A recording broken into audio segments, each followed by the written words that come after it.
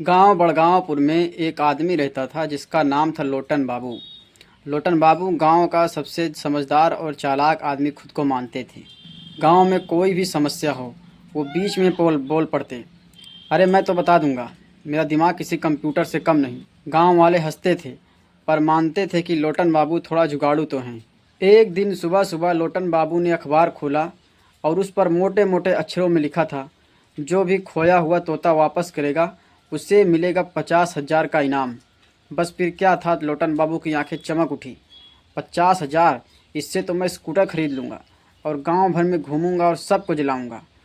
खोज अभियान शुरू हुआ।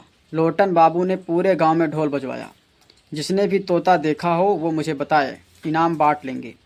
बस फिर क्या था, गांव के बच्चे, औरत, बूढ़े सब लग गए तोता को ढूंढने में।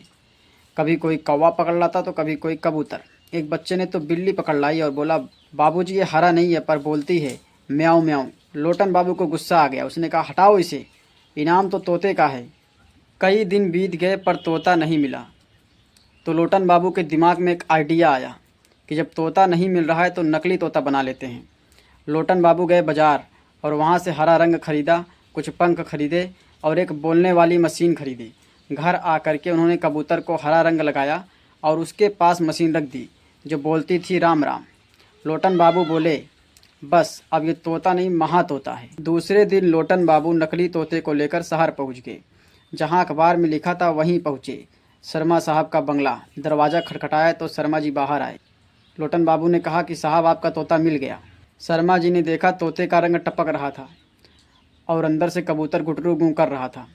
शर्मा जी बोले, भाई साहब ये तो कबूतर है। तो लोटन बाबू बोले, हाँ ये कबूतर ही था, पर पैसे का नाम सुनते ही तोता बन गया। शर्मा जी ने पुलिस बुला ली। लोटन बाबू डर गए और बोले, साहब असली तोता तो मेरे सपने में आया था और उसने ही कहा कि मुझे इनाम चाहिए। तो पुलिस ने कहा कि चलो तुम्हें सपने में ही ले चले। 3 घंटे बाद उनको चेतावनी देकर छोड़ दिया गया। जब लोटन बाबू गांव लौटे तो गांव वालों ने पूछा, बाबूजी तोता मिला या जेल?